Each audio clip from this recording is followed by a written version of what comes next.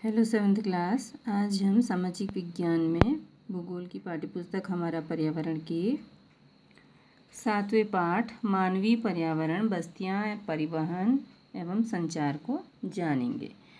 तो आप जानते हैं कि जो प्रारंभिक मानव था, आदि मानव, वो भोजन वस्त्र एवं आवास के लिए पूर्ण रूप से प्रकृति पर निर्भर था, लेकिन समय के साथ उसने नए कौशल विकसित किए, खाद्य पदार्थों का उत्पादन, घर बनाने, यातायात एवं संचार के बेहतर साधनों का विकास किया और उसने अपने आवास के वातावरण को अपने अनुकूल बनाया। तो वही स्थान जहाँ भवन अथवा बस्तियाँ विकसित होती हैं उसे बसाव कहते हैं। बस्तियाँ शब्द जो है बसने से ही बना है।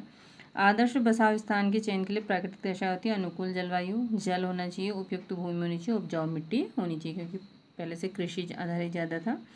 तो बस्तियाँ वही स्थान है जहाँ लोग अपने लिए घर बनाते हैं। प्रारंभिक मनुष्य जो था वृक्ष एवं गुफाओं में निवास करता था, लेकिन जब उसने फसलें उगाना आरंभ किया तो उसने एक स्थायी यानी जहाँ पर वो हमेशा के लिए रहे ऐसा घर बनाना उसके लिए ज़रूरी हो गया।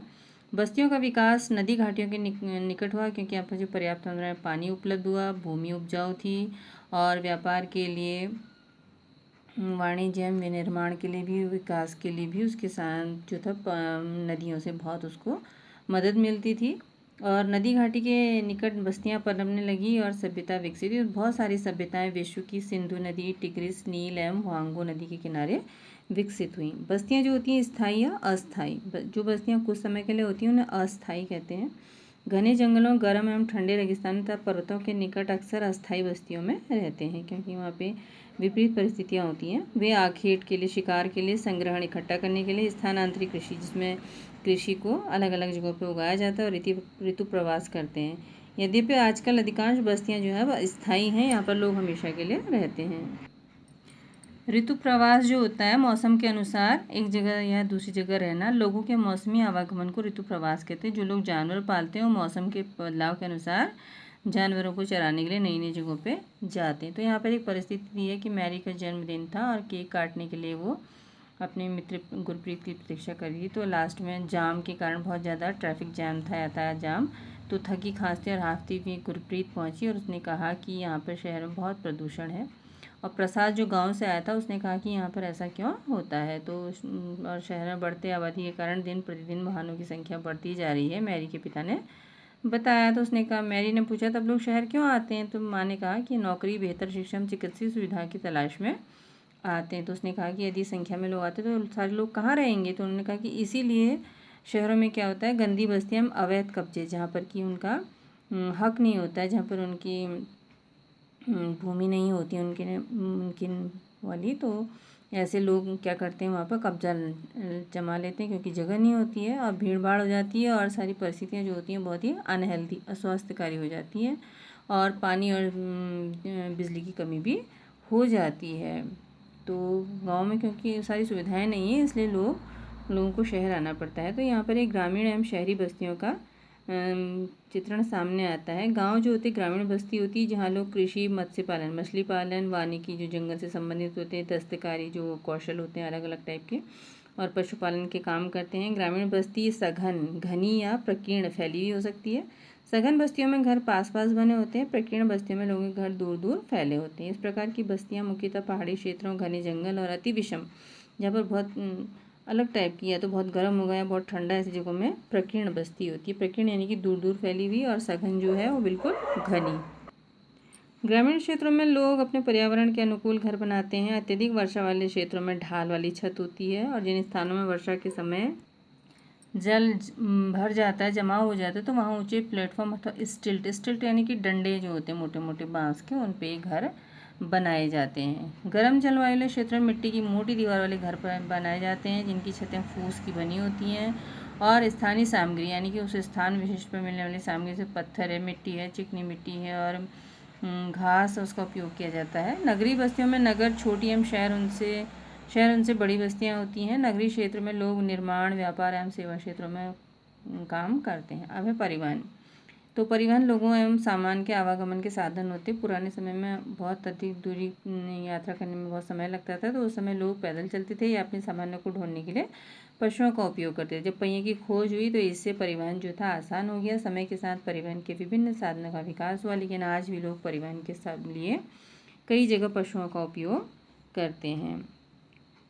हमारे देश में सामान्यतः गधे, खच्चर, बैल एवं ऊँट का उपयोग किया जाता है। दक्षिण अफ्रीका के एंडीज पर्वत के क्षेत्र में लामा एक होता है ऊँट की तरह, और तिब्बत में याक का होता है प्रयोग। प्रारंभ में अन्य देशों के व्यापारियों को भारत पहुंचने में अनेक महीने लग जाते थे। वे समुद्री मार्ग से या स्थल मार्ग से आते थे, लेकिन हवाई यात्रा ने परिवहन को बहुत तेज़ बना दिया है। आज भारत से यूरोप की यात्रा करने में केवल 6 से 8 घंटे का समय लगता है। तो परिवहन के जो आधुनिक साधन हैं उससे समय और ऊर्जा की बचत होती है।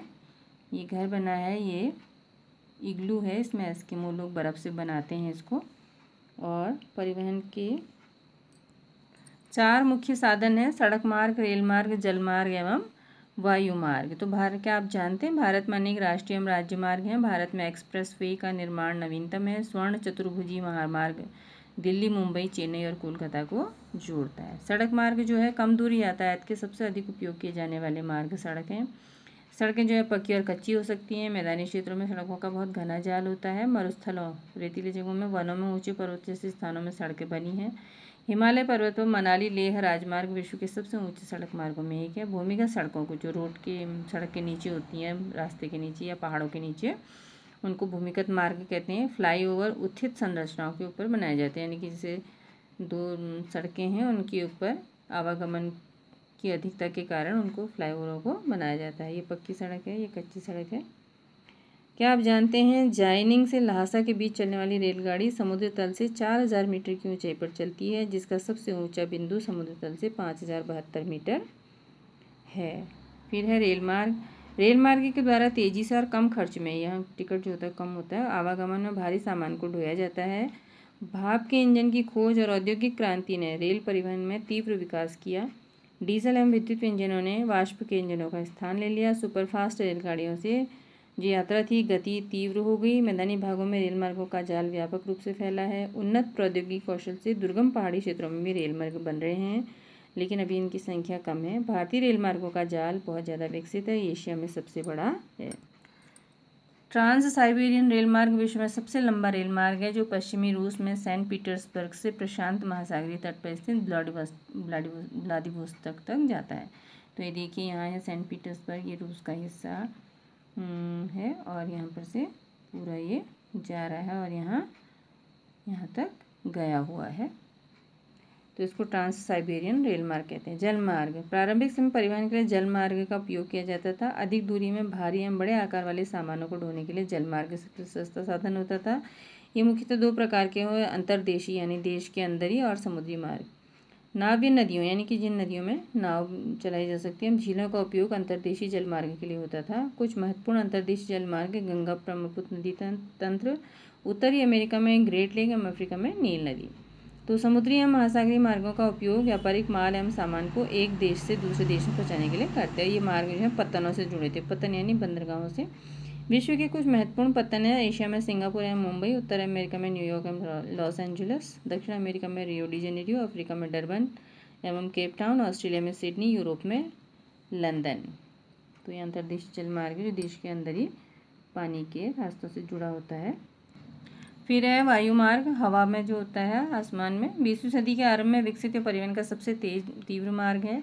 ईंधन की लागत अधिक होने के कारण ये बहुत महंगा है, सर्वाधिक महंगा है। वायु यातायात खराब मौसम जैसे कोहरे एवं तूफान से प्रभावित होता है। यह यातायात का अकेला साधन है जो सर्वाधिक दुर्गम एवं दुरूह, मतलब दुर्गम जो बहुत ही कठिन होते हैं, दुरूह जहाँ जाया नहीं जा सकता है, स्थानों तक पहुँच सकता है, विशेष रूप से जहाँ सड़क एवं रेल मार्ग नहीं है। हेलीकॉप्टर अगम्य स्थानों एवं संकटकालीन स्थितियों में लोगों को बचाने एवं भोजन, जल, कपड़े एवं दवाइयाँ बांटने के लिए बहुत ही उपयोगी साधन है। कुछ महत्वपूर्ण हवाई पत्तन हैं: Delhi, Mumbai, New York, London, Paris, Frankfurt एवं काहिरा।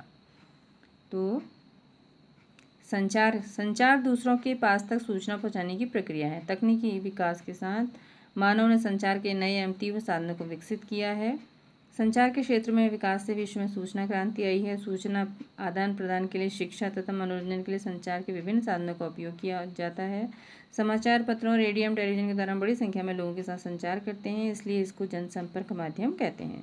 सैटेलाइट से संचार में तीव्रता आई है। तेल की खोज, वनों का सर्वेक्षण, भूमिगत जल, खनिज संपदा, मौसम पूर्वानुमान एवं आपदा पूर्व चेतावनी आदि में सैटेलाइट सहायक होते हैं। जब हम इंटरनेट के माध्यम से इलेक्ट्रॉनिक मेल या ईमेल भेज सकते हैं। सेल्युलर फ़ोन के द्वारा बेतार टेलीफोनिक संचार अत्यधिक लोकप्रिय है।